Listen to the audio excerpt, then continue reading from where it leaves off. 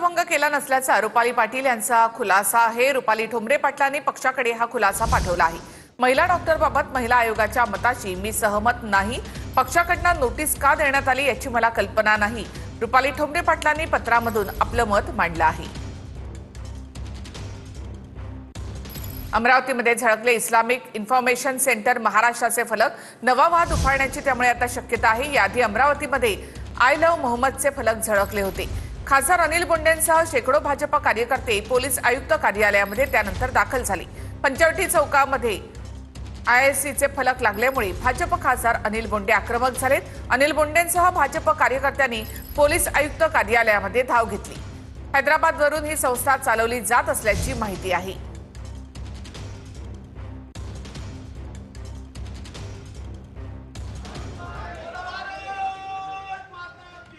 काही दिवसापूर्वी अमरावती शहरामध्ये जर आपण पाहिलं तर आय लव्ह मोहम्मद अशा आशयाचे पोस्टर लागलेले होते। राज्याच्या वेगवेगळ्या मोठमोठ्या शहरामध्ये देखील पोस्टर लागले होते, त्यामुळे नवा वाद निर्माण झाला होता। दुसरीकडे असं असताना अमरावतीच्या पंचवटी चौकामध्ये जर आपण पाहिलं तर विचारा इस्लाम विषयी अशा आशयाचं पोस्टर या ठिकाणी लावण्यात आलेलं होतं, परंतु आता जर आपण पाहिलं तर हे पोस्टर या ठिकाणी या ठिकाणाहून हटवण्यात आलेलं आपण मोबाईलच्या दृश्यांमध्ये बघू शकतो। या ठिकाणी अशा पद्धतीचं जे आहे ते पोस्टर लावण्यात आलेलं होतं विचारा इस्लाम विषयी आणि खाली टोल फ्री नंबर दिला होता। यावर जर आपण पाहिलं तर भाजपचे खासदार अनिल बोंडे यांनी जो आहे तो आक्षेप नोंदवलेला होता। काही दिवसापूर्वी जर आपण पाहिलं तर अमरावती शहरात अनेक भागामध्ये आय लव्ह मोहम्मद अशा आशयाचे पोस्टर लागलेले होते। अनिल बोंडे यांनी आक्षेप घेतला आणि त्यानंतर कुठेतरी आता हे पोस्टर या ठिकाणाहून जे आहे ते हटवण्यात आलेलं आहे। कॅमेरामन अनिकेत दहातोंडेसह मी स्वप्नील उमप, TV9 मराठी, अमरावती। मोठं होर्डिंग हटवण्यात आलं, पण लोक जागरूक आहे। त्यांनी मला फोन करून सांगितलं होतं। दुर्दैव असं आहे की पोलिसांना आणि महानगरपालिकेच्या कर्मचाऱ्यांना ते लक्षात आलं नाही आणि म्हणून या कर्मचाऱ्यांनी सुद्धा जागरूक राहिलं पाहिजे। कारण आता पोलिसांचं काम आहे की कोणी लावलं ते पोस्टर, त्यांनी सांगितलं हे सेंटर ट्रेनिंगसाठी आहे, माझ्या फोनवर सांगितलं। या सगळ्या गोष्टीच्या खोलात जाणं, पोलिसांनी खोलात जाणं खूप आवश्यक आहे, कारण ह्या ॲक्टिव्हिटीज स्लीपर सेलच्या रूपामध्ये काम करतात, तरुण मुलांना वळवतात आणि त्यांचं विशेषतः युवतींना जिहादीमध्ये रूपांतर करतात। लव जिहादच्या कामासाठी सुद्धा हेच लोक काम करतात। तर मंत्री संजय शिरसाट यांच्या मुलीकडूनच मतदार यादीमध्ये घोळ करण्यात आला। ठाकरेंच्या सेनेचे नेते अंबादास दानवे यांनी हा आरोप केला आहे। 26 ऑक्टोबरला हर्षदा शिरसाट यांचं यादीमध्ये नाव टाकण्याचा प्रयत्न करण्यात आला। मतदार यादीमध्ये नाव टाकण्यासाठी 31 जुलै ही शेवटची तारीख होती। अंबादास दानवे यांनी हा गंभीर आरोप केलाय।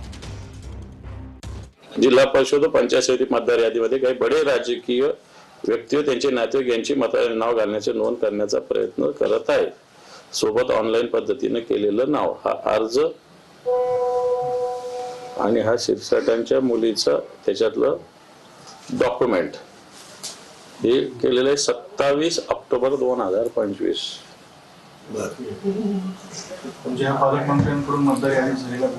बिलकुल, मी कलेक्टरांना या संदर्भात बोललेलो आहे। कलेक्टर म्हणे मी कारवाई करेल, होते की नाही होते, अजून मतदार यादी बाहेर आल्यानंतर त्या गोष्टी कळल्या नाही।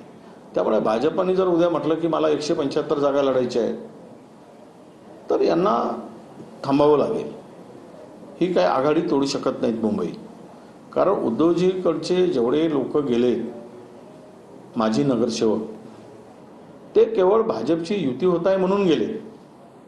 आता जर युतीच होत नसेल तर ते 60-65 गेलेली लोक जे आहेत ते परत फिरतील ना। त्यामुळे ह्यांची मजबुरी आहे, करावं लागेल, देतील तेवढ्याच जागेवर लढावं लागेल।